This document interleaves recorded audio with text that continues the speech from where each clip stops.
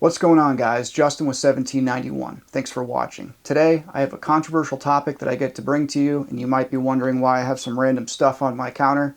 We're going to get into that in a little bit. The controversial topic that we're going to talk about is the importance of movement if you're faced with a deadly force encounter. So let's get into it.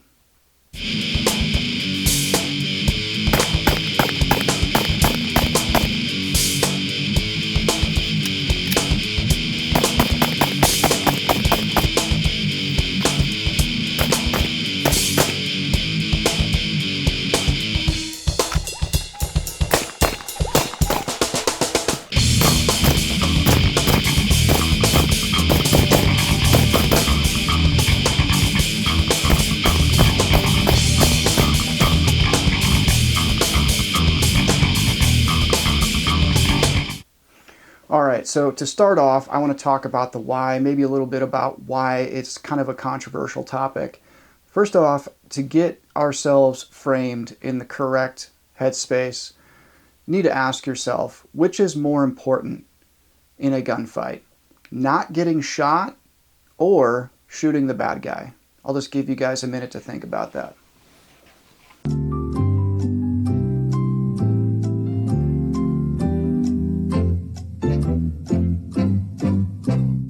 Alright, so we've thought about it. What do you guys think? Go ahead and put it in the comments down below right now. Which is more important in a deadly force encounter? Stopping the bad guy or not being shot, like yourself? So let's ask that in a different way. Let's say you are in a fist fight. You know, the good old fisticuffs, right? You're in a fist fight, street fight, whatever. Which is more important? Punching your opponent, punching the adversary, or not getting punched?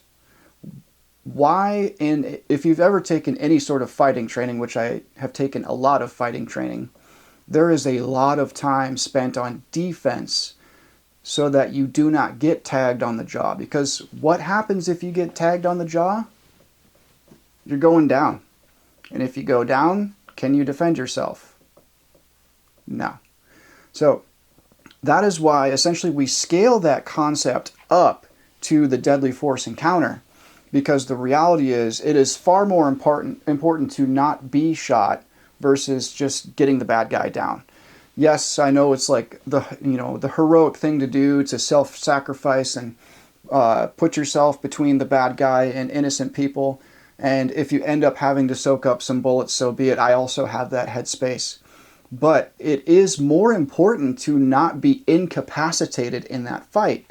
Because if you are incapacitated, let's say like you're the only person in that situation who is a good person, a loving person that wants to protect life and protect goodness, and you're the only person there that carries a gun and trains, and like you're the first person to get schwacked, everyone else is screwed. All right? Everyone else is screwed if you get shot. That is why it's so important in a deadly force encounter to maximize your ability to not get shot within reason. All right. The reason why this is controversial is like a while ago, some of my associates of mine that I've trained with before, awesome guys, they made a YouTube video, and I looked at the comment section on there, and the comment section on the internet is always like so like vitriol and ridiculous, but there was a bunch of people in the comments that were like ripping my buddies apart because they're like, why are you moving around so much? You're dancing around, you look like a fairy, blah, blah, blah. The reality is like they are training the way they fight, all right? They are training the way they fight because your body cannot go where the mind has not already been. The body cannot go where the mind hasn't already been. So you need to think about the application of movement in a deadly force encounter, and then you need to take your body those places in a training environment before they're even going to be moderately useful to you in an actual deadly force encounter. But yeah, there was just a bunch of people in the comment section on my friend's video just kind of making fun of them for like making a lateral step before they shoot. Every time I draw my gun in these videos, you guys will see me move offline. It's because every single time I take a draw stroke is an opportunity to ingrain more good muscle memory, good practices, things like that. Things that I'm going to rely on when I am in an adrenalized state and the cones of my eyes have widened out, I have a rapid respiratory rate, rapid pulse, again, a lot of adrenaline in my veins, I'm going to end up doing what my body is most accustomed to doing. So at the end of the day, action always beats reaction. Action always beats reaction. For instance, if someone draws their weapon, if you make a lateral step one way or the other, I'm trying to stay in frame here. Normally I would try and make a much bigger step and kind of get out of the way of that situation. It's because action always beats reaction. So when someone draws their gun and they're aiming it at you, they have initiated action, right? If they go for their gun, they're starting to pull it up, they have initiated the action. Now, oftentimes the best thing that you can do is initiate your own action, your counter action, which makes them have to rethink what they're doing. When I was in the Navy, we really focused on CQB. I was a Navy VBSS counter-piracy guy. Split stack. Copy.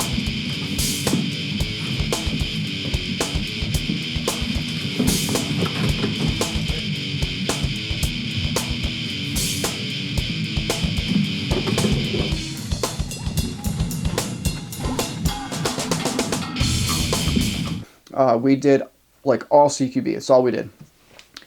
That and like handing out leather work gloves and water, the whole hearts and minds thing. For those that are not super familiar with how the military works, it's like 99% like dumb stuff and then 1% really interesting stuff. But yeah, when it came to the CQB part, footwork is everything. Like the way that you step into a doorway, which foot that you lead with, which is most efficient to go to flow into a direct cross into that room or to button hook, which is the most efficient. Learning how to use your feet is so important. Because at the end of the day, a deadly force encounter, that is CQB. The reason why I say that is statistically in the United States, if you are forced to use deadly force to defend yourself, it is statistically highest probability to happen within 7 yards.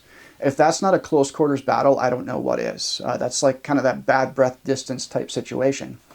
And moving is so important in that aspect. So getting into that, the footwork behind it, this kind of boils back to what's called the OODA loop. It was developed by a dude named Colonel John Boyd. I want to make sure I give credit where credit is due. I did not invent this, but I was trained on this a very, very long time ago. For those of you who want to look more into Colonel John Boyd and kind of like the OODA loop type of situation, I'll try and throw a link in the description below so that you can learn more about it and kind of its origin. I don't want to really dive into the origin of it because it was really kind of developed for air-to-air combat, but all it is simple human reaction time or understanding human reaction time. So let's go ahead and take a look at the whiteboard. You guys are probably wondering why that's back there. The first thing in the OODA loop is observe, right?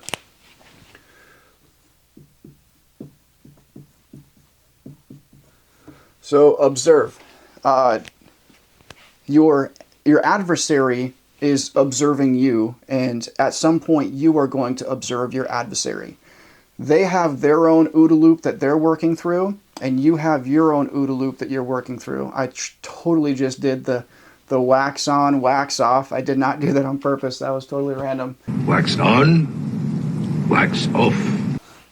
So the bad guy has already observed you, right? You are dealing with an ambush predator. If you are faced with a deadly force encounter, like a mugging or whatever, you are facing an ambush hunter, ambush predator. So they've observed you, and the next O is orient, O-O. All right. So they've observed you, and they have oriented themselves to you, and they have oriented themselves to the situation at hand. They are formulating their intentions at this point. This is where, in a court of law, some might call this premeditation. That's the tip of the day. That's called premeditation. So they might be physically orienting themselves. They are physically orienting their body in a position where they are going to have the greatest advantages and maximize your disadvantages. They're also orienting their mind. They're talking themselves into the crime that they're about to commit, right? So observe, orient. Then they have to make a decision.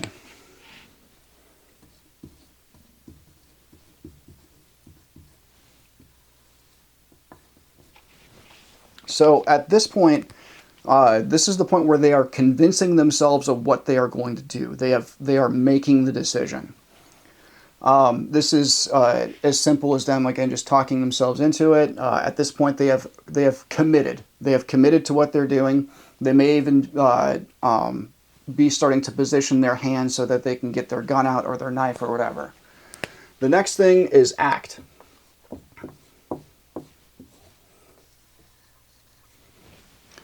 So at this point, we're in a bad spot as the self-defender. Once they are already acting on the decision that they made, that means they are beginning to pull out their gun. They are beginning to pull out the knife, whatever. Like, i.e., it's going down right now. Now, again, you are facing an ambush predator. So once someone is already doing this, and especially if you haven't even been paying attention, remember I did the Mr. Miyagi thing earlier, you know, wax on, wax off. They have their own OODA loop that they are working through, and you have your own OODA loop that you're working through, right? Ideally, you should be training your own observation skills and situational awareness skills so that once they're kind of getting into here, you start to see the signs, right? You see the signs of them eyeing you up, and they're positioning themselves to have a greater physical advantage over you, whatever. Maybe they're even trying to like walk you into a corner, right? Maybe they're looking at other friendlies to them that are going to be assisting them in this crime. You need to be watching for those things because your situational awareness is key when it comes to putting yourself in a better advantage to be able to defend yourself, all right? So hopefully somewhere in here you have started to identify what they're doing, and then you need to essentially cut them off. Because the next thing that happens, if they're unable to complete the act part, if you are able to, let's say, sidestep, maybe while shouting stop, something like that, what you're going to end up doing is you're going to make them have to reset back at observe.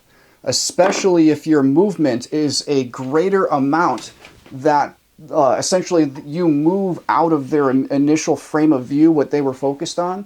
Now they have to re-observe what happened. They have to reorient themselves to what you are doing. Again, action beats reaction.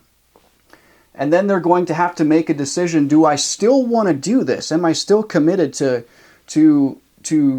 doing this criminal activity? And then they're going to have to act. So again, action beats reaction. Again, kind of thinking of the boxing analogy, right? I don't know how many of you guys have taken any boxing or anything like that. I've taken quite a bit of that type of stuff. And one of the things that you learn a lot is like how to bob and weave, right? If someone is throwing that punch or starting to throw that punch, what you want to do is bob and weave and keep your guard up, right? You bob and weave, and what that does is it interrupts your opponent's OODA loop while simultaneously putting you in a more advantageous position to go ahead and throw that right cross in there and hopefully get a tag on the chin. So that's why, like, again, I don't understand why this is a convoluted or controversial topic, because this is just such common sense. And like a gunfight, the only difference between a gunfight and a street fight is the fact that there's a gun involved. It's still a fight. So it is very important for you to utilize whatever tactics that you can that help gain you an advantage that are going to increase your survivability.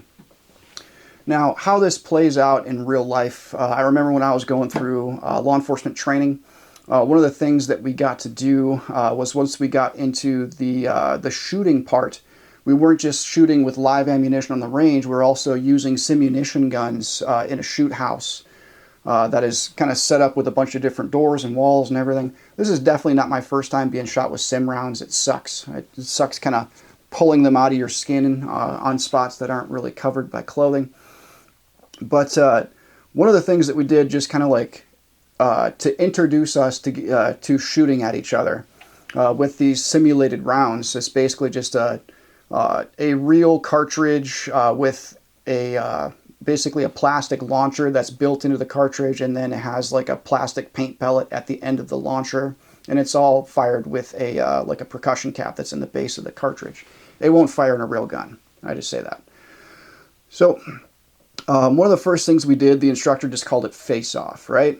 So what they did was they took two trainees, they gave them their sim guns, they were all loaded up, everyone had their gear on, had our paintball masks on, and the instructor said, like, all right, you and you're going to be here, you're going to be here, and on the go command, you guys are going to shoot each other and see who wins. It was a lot of fun. It literally, like, if without good control, it ends up just devolving into like a paintball match, but the instructors really they honed in on the importance of us taking this seriously, and this is real training. Now, I was one of the first ones to go. I probably should not have been one of the first ones to go because I'd been in this environment before. I know exactly what's going on. But anyways, like, they called for volunteers and I just walked up there. I'm not like tooting my own horn or anything, but this is not my first time getting shot at. Anyways, on the go command, the person that I was facing, he drew his weapon. And as I was drawing my weapon, I simply did this. I stepped off the line. I was started here and I stepped off the line of attack. And I drew my pistol at about the same time that they drew their pistol. And I lit the guy up. Sorry, Steve. I know the guy. I'm friends with him. But yeah, I lit Steve up. He didn't stand a chance. I was not tagged at all. I hit him about 3 or 4 times, and then the instructor called it. So there's an example of, again, action beats reaction. Action always beats reaction. Now, when it comes down to time, time is a consideration. Let's do another one of those. Like, I'll ask a question and you guys leave a comment on what you guys think is going on. Now, which do you think is faster? Getting off the line of attack and drawing and shooting, or, you know, stand and deliver, just drawing and shooting? Which one do you think is faster? We'll think about it.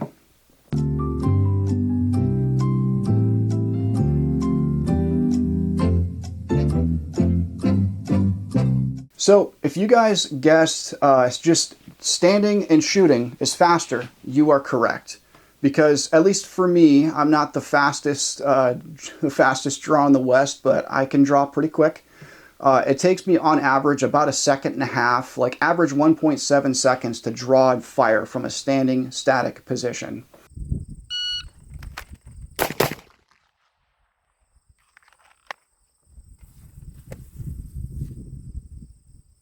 It takes me about 2.18 seconds on average to get off the line, draw, and shoot.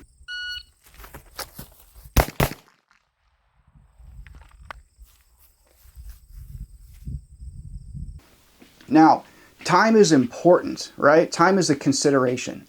But sometimes it is more advantageous to sacrifice a little bit of time to gain a tactical advantage, right? If I sacrifice, what is that, like less than half a second, right? I believe the difference is 0.48 seconds between a static draw versus getting off the line and drawing. For me, I would much rather sacrifice 0.48 seconds in the speed of a draw to gain a massive tactical advantage in that fight. Because again, action always beats reaction. If you're just going to stand there and draw the same thing that the other guy's doing, like you're going to stand there, he's drawing, you're drawing, and everything comes down to the shot timer, right? Shot timer speed. That is so bogus, and it's going to get people killed. Having superior tactics is what is going to save your life. Just simply getting off that line, getting out of that person's initial field of view and force them to have to start their OODA loop over it's clutch. It is so clutch. That's why, I don't know if you guys have ever watched, like, I'm a geek, so I get into this stuff. Have you guys ever watched like SEAL Team 6 or like Delta guys when they pour into a room doing CQB? They're moving so fast, and they're kind of constantly moving until they get into their position where they can't move anymore. And by that time, like, the bad guys are down.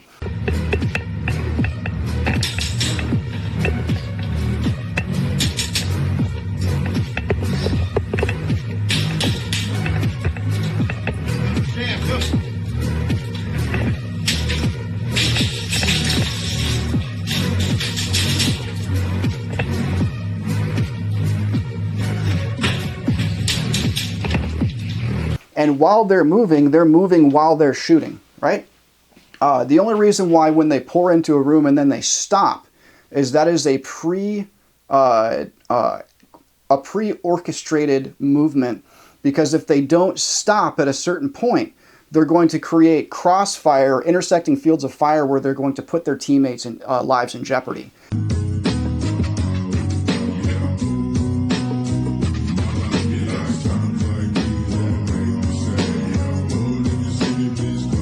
That's why when you see guys enter a room, there is a point where they stop, but they're usually shooting on the move as they get to their point.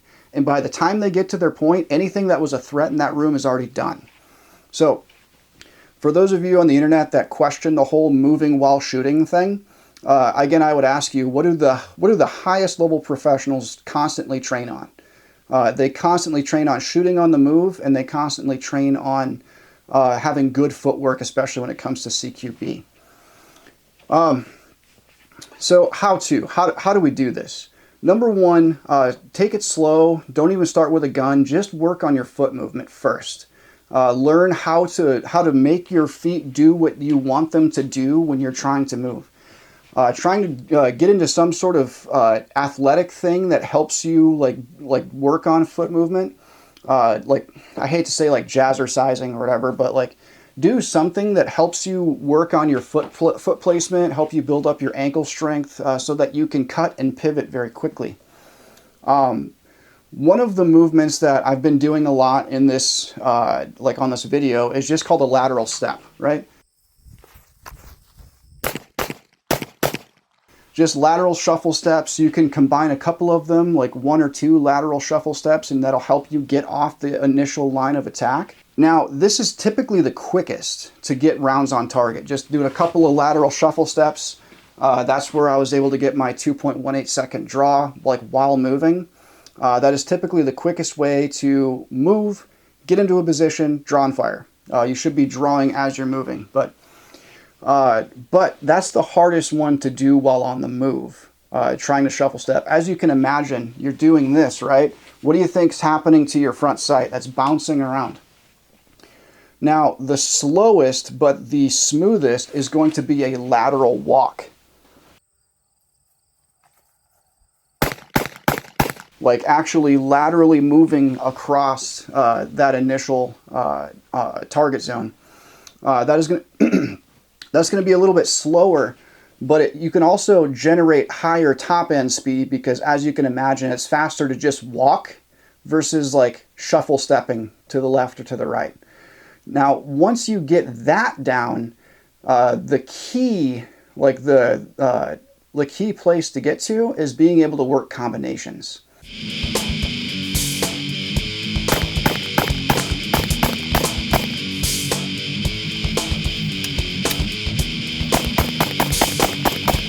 Like combinations of lateral steps and like a lateral walk, diagonal movement, whatever.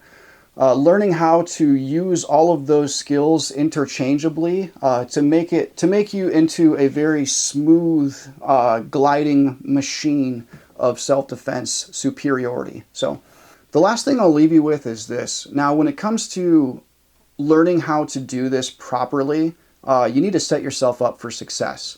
Not everything is about gear, but gear is an important consideration. That's why I have a shoe up here. This is a Solomon shoe. I don't know what brand or what model it is. It's just a shoe, right? But it's got good tread. It's got a good kind of a lace-up locking thingamadoodler there. I almost never wear flip-flops. I almost never wear slippers or loafers or anything when I leave the house. I always wear a good, sturdy, closed-toed shoe because I don't know what I'm going to need to do. I might need to like run out into the street and grab my kid before they get hit by a car. I might need to take off running and run away from a bad guy, because sometimes not getting involved in just beating feet, like that is sometimes the best thing to do. Now, if that sounds like kind of anti-machismo and it doesn't, if that offends your sensibilities, like I'm sorry, like I encourage you to just think more three-dimensionally about this, because sometimes it's best not to engage. That is a thing. It doesn't make you cowardly. It just means like sometimes you need to step away from something and like call 911 and like help get officials on scene. Something else that you may need to do, you may need to actually fight. You might need to get into a proper gunfight with this bad guy, right? Now, it's hard to do that and be able to move if you're wearing flip-flops or like loafers or something, or Crocs even. Even if you flip it into all-terrain mode and you flip the that little anchor, the heel strap down, they're just not the greatest for movement. Also, I have a good belt up here, our Cobra gun belt. You need to have something that ties all of your equipment together and keeps it all secure and safe and consistent, because when I go for that draw stroke, it's important for that blaster to be right where it is supposed to be every single time, right? So something else I don't have up here, but pants that are flexible enough to allow you to move in the way that you need to move. Not like super restrictive like Levi jeans that are 100% denim, whatever. I usually get a jean that has a little bit of spandex built into it so that they flex with my body. But yeah, and I almost never wear shorts, even in the summer. My wife gives me a hard time a lot. It'll be like, 98 degrees in July and I'm mowing the lawn in jeans and shoes, right? That's by design, because like if I need to take off running through something or whatever, like I might have to run through some tall grass or some trees or bushes or whatever, some briars. And like, I don't know about you guys, but I don't really like my legs to get all cut up. So yeah, pants are a good thing. Wear pants, unless you're going to the pool, then you might need to wear some shorts, but yeah. Anyways, guys, if you thought that this information was helpful to you, please like and subscribe, maybe comment down below. That really helps us with the good old algorithm. Yeah, if you have any questions, we'll jump in there and try and answer them. And until next time, guys, train hard and carry your gun.